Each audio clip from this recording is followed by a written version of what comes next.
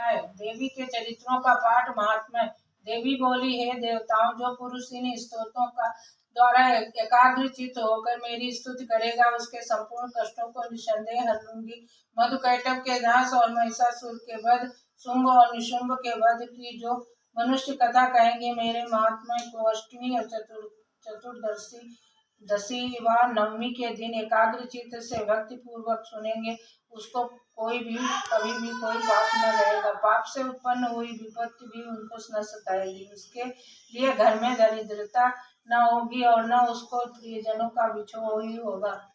उनको किसी प्रकार का भय न होगा। इसलिए प्रत्येक मनुष्य को भक्ति पूर्वक मेरे इस कल्याणकारक महात्म्य को सदा पढ़ना और सुनना चाहिए। मेरा ये महात्म्य महामारी से उत्पन्न हुए संपूर्ण उपद्रवों को एवं 3 प्रकार के उत्पातों को शांत कर देता है। जिस घर व मंदिर में या जिस स्थान पर मेरा ये स्तोत्र प्रीतिपूर्वक पढ़ा जाता है, उस स्थान का मैं कभी भी त्याग नहीं करती और वहाँ सदा ही मेरा निवास रहता है। बलिदान, पूजा, होम और महोत्सवों से मेरा ये चरित्र उच्चारण करना और सुनना चाहिए। मैं ऐसा हवन या पूजन मनुष्य चाहे जानकर या बिना जाने करे, मैं उसे तुरंत ग्रहण कर लेती हूँ। और शरद काल में प्रत्येक वर्ष जो महापूजा की जाती है, उसमें मनुष्य भक्ति पूर्वक मेरा ये महात्म्य सुन करके सब विपत्तियों को से छूट जाता है और धन धान्य और पुत्र आदि से संपन्न हो जाता है।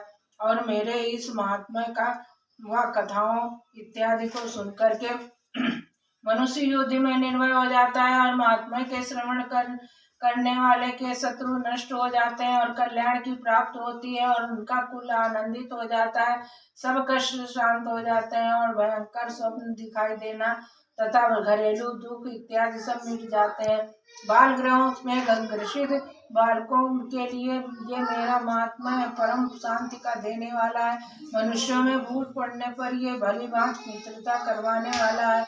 मेरा ये महात्म्य मनुष्यों को मेरी सामर्थ्य की प्राप्ति करवाने वाला है। पशु, पुष्प, अर्घ्य, धूप, गंध और दीपक इत्यादि सामग्रियों द्वारा पूजन करने से, ब्राह्मण को भोजन करा के, हवन करने के, प्रतिदिन अभिषेक करके, नाना प्रकार के भोगों का अर्पण करके और प्रत्येक वर्ष दान इत्यादि करके जो मेरी आराधना की जाती है और उससे मैं बहुत जैसी ही प्रसन्न होती हूँ, वैसी ही प्रसन्न मैं इस चरित्र के सुनने से हो जाती हूँ।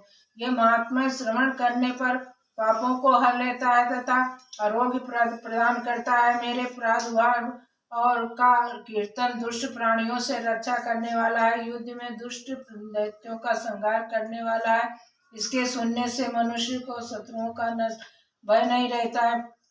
हे देवताओं, तुमने जो स्तुति की है अथवा ब्रह्मा जी ने जो मेरी स्तुति की है, वो मनुष्यों के लिए कल्याणमयी बुद्धि प्रदान करने वाली है। वन में सोने मार्ग में अथवा दावानल के से घिर जाने पर, वन में चारों चोरों से घिरा हुआ या शत्रुओं द्वारा पकड़ा हुआ, जंगल में सिंहों से या जंगली हाथियों द्वारा पीछा किया हुआ, राजा के क्रुद्ध हो जाने पर मारे जाने के भय से, समुद्र के नाव में डगमगाने पर, भयंकर युद्ध में फंसा होने पर, किसी भी प्रकार की पीड़ा से पीड़ित होकर घोर बाधाओं से दुखी हुआ मनुष्य मेरे इस चरित्र को स्मरण करने से संकट से मुक्त हो जाता है। मेरे प्रभाव से सिंह, चोर या शत्रु इत्यादि दूर भाग जाते हैं, पास नहीं आते हैं। मार्स ने कहा, प्रचंड पराक्रम वाली भगवती चंडिका यो कहने के पश्चात सब देवताओं को के देखते ही देखते अंतर्ध्यान हो गई। संपूर्ण देवता अपने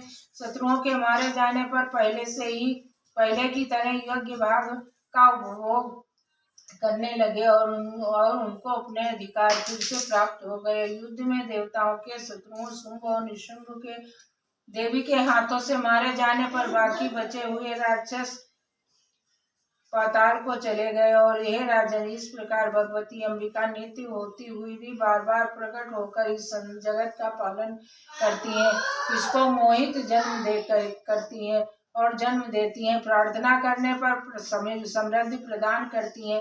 हे राजन, भगवती की महाप्रलय के समय महामारी का रूप धारण करती हैं। वही संपूर्ण ब्राह्मण में व्याप्त है। वही भगवती समय समय पर महाकाली और महामारी का रूप बनाती है और स्वयं अजन्मा होती हुई भी सृष्टि के रूप में वो प्रकट होती हैं। वो सनातनी देवी प्राणियों का पालन करती हैं और वही मनुष्य के अभ्युदय के समय घर में लक्ष्मी का रूप बना करके स्थित हो जाती हैं और तथा अभाव के समय दरिद्रता बनकर के विनाश का कारण बन जाती हैं। पुष्प, धूप, गंध आदि से पूजन करके उनकी स्तुति करने से वो धन और पुत्र देती हैं और धर्म से में शुभ बुद्धि प्रदान करती हैं।